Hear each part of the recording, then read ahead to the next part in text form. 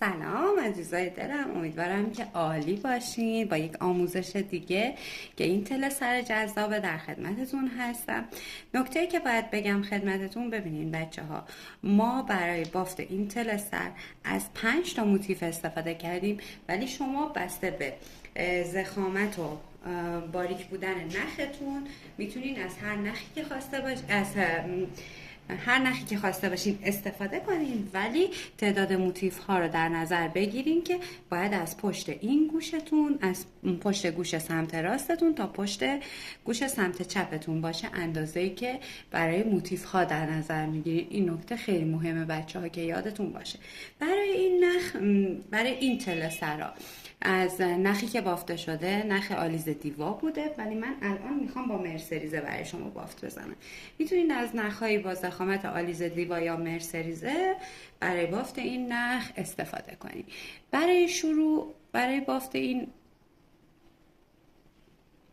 موتیف، برای این تل سر، من میام یک گره دار میزنم و میام کارم رو با 5 زنجیره شروع میکنم.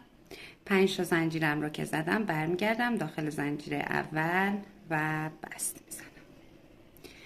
حالا برای رج ابتدایی 1 2 3 4 تا زنجیره میزنم و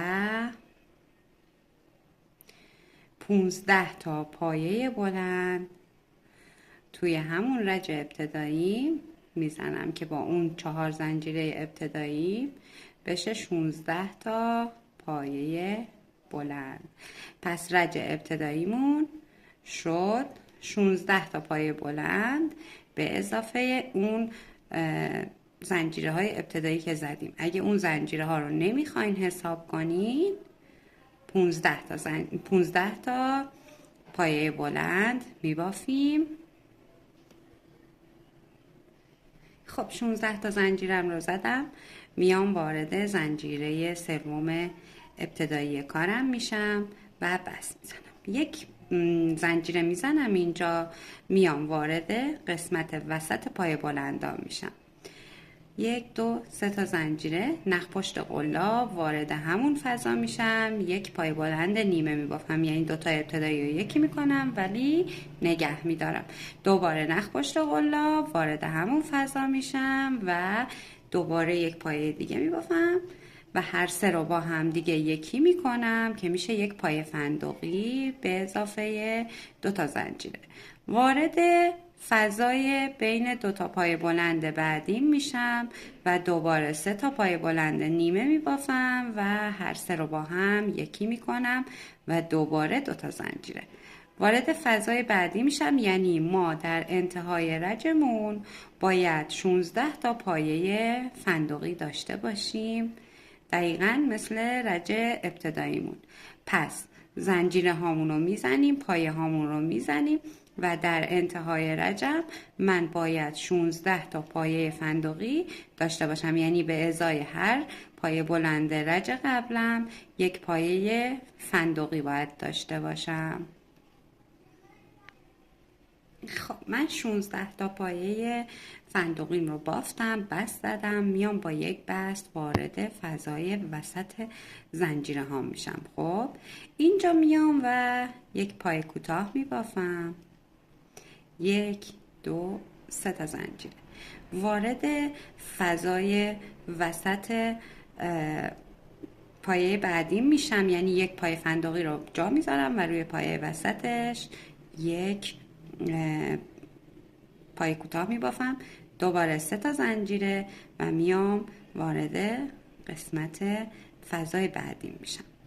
روی این قسمت میام وارد میشم، یک پایه بلند توی فضای بعدی، 2 پایه بلند، 3 پایه بلند، 4 پایه بلند میبافم و 1 2 3 و 4 تا زنجیره و دوباره وارد همین فضا میشم. وارد همین فضا میشم و دوباره 4 تا پایه بلند دیگه توی همین فضا میبافم، 3 تا و 4 تا. بچه ها قلابی هم که من استفاده کردم قلاب شماره 2 هست برای این کار.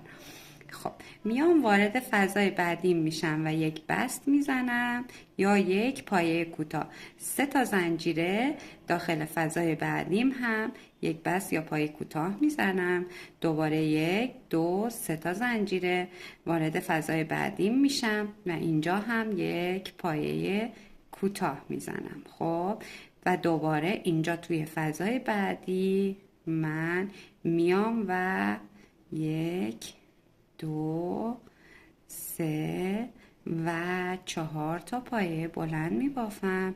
1 2 3 و 4 تا زنجیره و دوباره توی همین فضا 4 تا پایه بلند دیگه می بافم دخترم.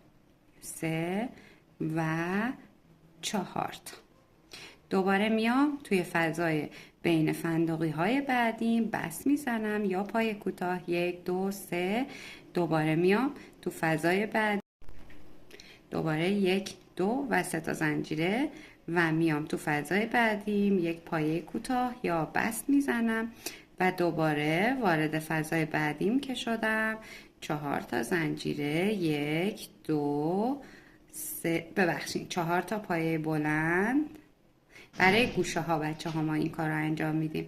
4 تا پای بلندم رو که زدم 4 تا زنجیرم هم میزنم دوباره توی همون فضا وارد میشم و 4 تا پایه بلندم رو میبافم به این صورت و توی فضای بعدیم بست میزنم و 1 2 3 و ببخشید 3 تا زنجیر. خب ببینید این قسمت رو من فیلم ضبط نکرد. دوباره این 3 تا گوشم رو من دارم. برای گوشه 4م وارد فضای بعدی میشم. 1 پایه بلند 2 پایه بلند 3 پایه بلند 4 پایه بلند و 1 2 3 و 4 زنجیره و دوباره توی همین فضا وارد میشم. 1 پایه بلند 2 پایه بلند 3 پایه بلند و 4 پایه بلند و بست میزنم روی قسمتی که پایه ها شروع شده، یعنی روی این قسمت. خب این موتیف ما تموم شد بچه ها. میریم برای بافت موتیف بعدیمون. خب موتیف بعدی رو تا رج انتهاییمون تا این قسمت رو میبافیم ولی این 2 تا گوش رو نگه میداریم. حالا بریم برای بافت موتیف بعدی که بهتون نشون بدم. خب بچه ها ببینیم برای بافت موتیف دوم ما تا رج سوممون پیش رفتیم و این 2 تا گوشه رو بافتیم. حالا میخوایم گوشه سمت سوممون رو ببافیم. خب وارد فضا میشم. 1 پای بلندم رو میبافم. دومین پای بلندم رو میبافم. سومین پای بلندم رو میبافم. 4مین پایه بلندم رو هم میبافم. اینجا وسط فضاها ما چند تا زنجیره داشتیم؟ 4 تا، درسته؟ اما حالا ما چند تا زنجیره میزنیم؟ 2 تا زنجیره میزنیم. 1 2. موتیف قبلیمون رو میاریم. خب وارد این فضا میشیم از پشت. خب دقیقا وارد فضای همین قسمتی که داریم میبافیم میشیم. برمیگردونیم میاریم بیرون و 1 و 2 تا زنجیره و میایم و ادامه کار رو میبافیم. 1 پای بلند 2 پای بلند 3 پای بلند 4 پایه بلند بست میزنم اینجا توی پایه بعدیم.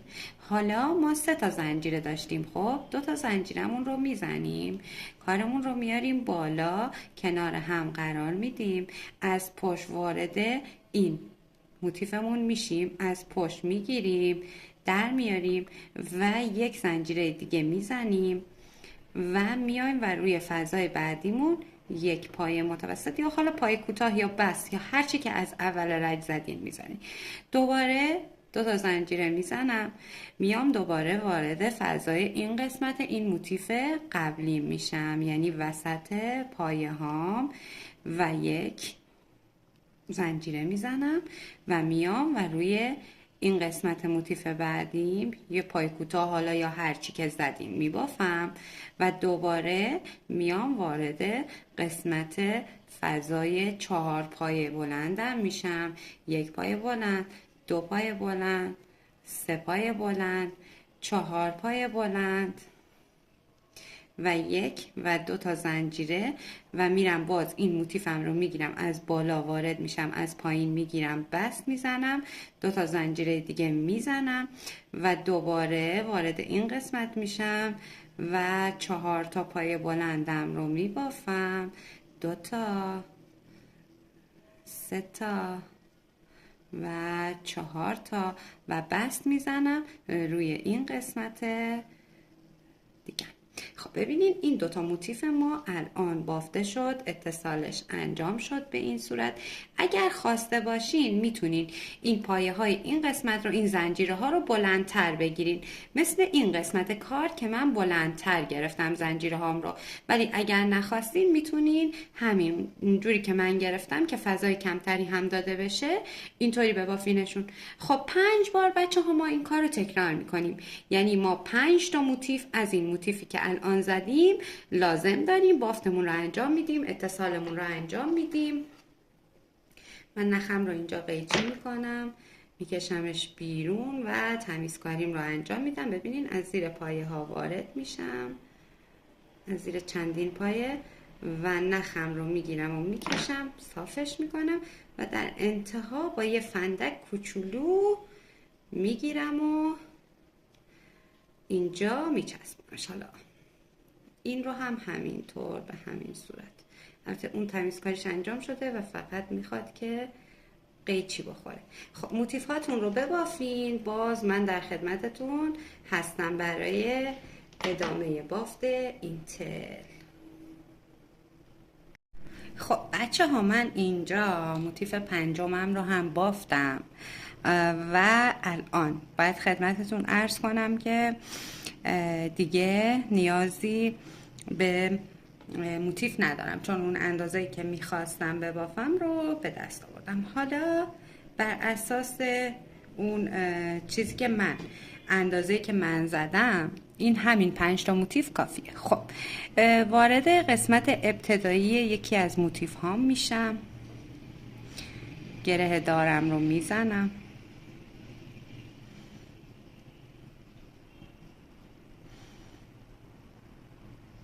شروع میکنم به زدن پای بلند یا پای کوتاه، هر بافتی که خودتون دوست دارین، پای بلند، پای کوتاه، پای متوسط و توی هر کدوم از پایه ها به تناسب اون یه دونه پایه بلند، متوسط یا کوتاه، میگم کاملا سلیقه‌ایه، هر کدوم که خودتون دوست داشته باشین رو میزنین. ببین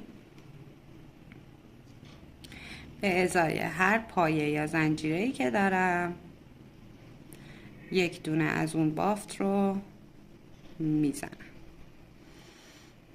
خب تا انتهای رج همین بافت رو پیش میرم.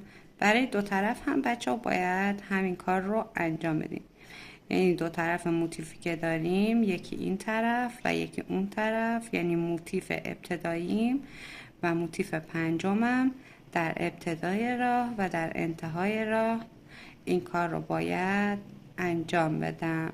خب ببین من به انتهای رجم رسیدم و حالا چی کار میکنم؟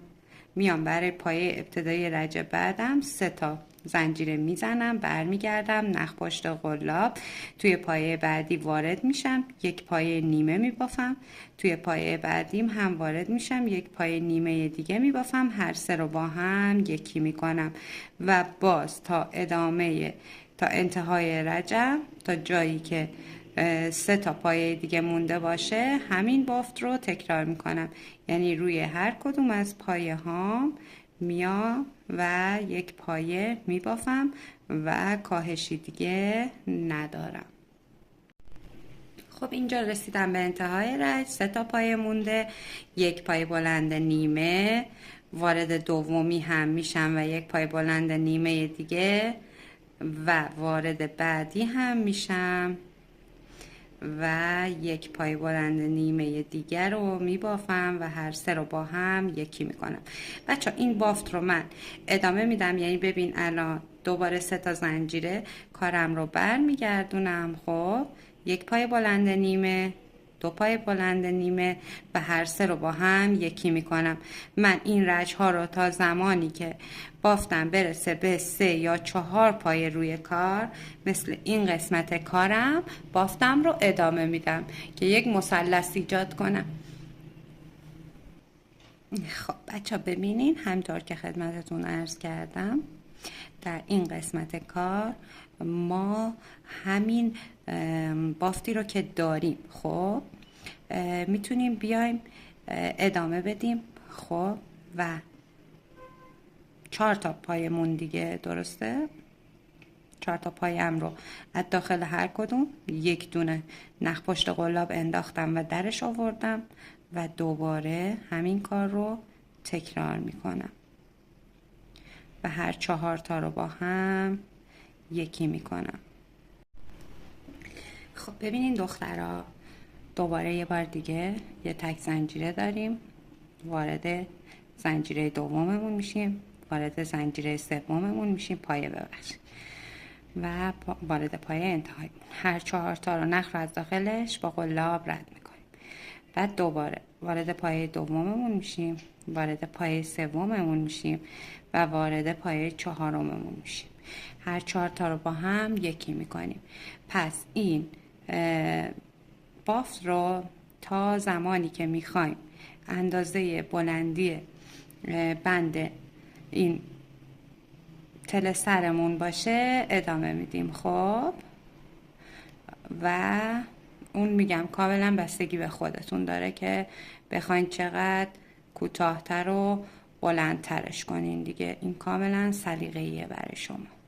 نکته بعدی این که برای اون طرف کارتون هم دقیقاً همین کار رو باید تکرار کنید به این صورت. حالا یه نکته دیگه بگم بچه ها، اگر دوست داشتین میتونین دو طرف کارتون رو هلال بزنین، به این صورت بافت هلال بزنین. حالا این رو چطوری باید بزنین بچه ها؟ به این صورت که میاین از این قسمت شروع میکنین، وقتی دو طرف بندا رو هم بافتین از این قسمت شروع میکنین و میاین هلال ها رو کنار دو طرفمون میزنیم، هم این طرف هم این طرف. حالا اگر فکر میکنم آموزشش رو براتون بگیرم بهتر باشه. خب بچه ها، من دو طرف این بندام رو بافتم، این قسمت هم رو هم بافتم. برای بافت این هلالی که خدمتتون گفتم، ببین میایم از جایی که ما این قسمت پایین و مثلثی رو شروع کردیم وارد این قسمت پایه های 4 تایمون میشیم. خب نخم رو میام و یک گره دار میزنم، 1 2 3 4 تا زنجیره میزنم، میام روی این قسمت برمیگردم عقب و فیکسش میکنم. حالا توی این فضایی که ایجاد کردم 6 تا 7 تا 8 تا هر تعدادی که دوست دارین پای بلند میزنین. خب 3 تا 4 تا 5 تا 6 تا پای بلند و 7 تا پای بلند. حالا میام کجا فیکسش میکنم؟ باز ارتفاع میدم به این قسمت بعدی ببینم فاصله مثلا اندازه پای بلندم تا کجا میاد و روی این قسمت فیکسش میکنم. حالا باز میرم جلو به اندازه همون 4 تا زنجیرم داخل این فضا وارد میشم و هر تعداد پای بلند که توی قسمت قبلیم زدم اینجا هم میزنم. به نظرم 8 تا متناسب باشه. 5 تا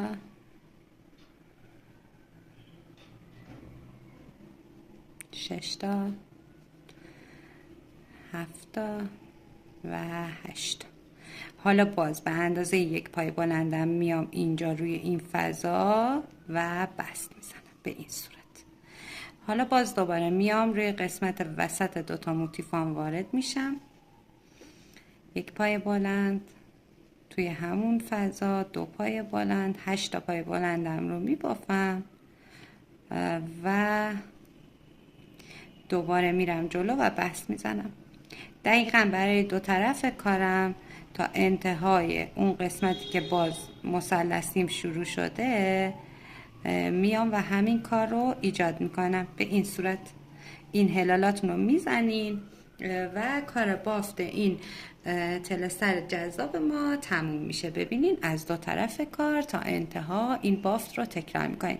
خب امیدوارم که دیدن این آموزش لذت برده باشین و این آموزش رو برای دوستای هنرمندتون هم ارسال کنین و از ما حمایت کنین تا آموزش بعدی. خدا یار و نگهدارتون باشه. خیلی دوستتون دارم. مراقب خودتون باشین. خدا نگهدار.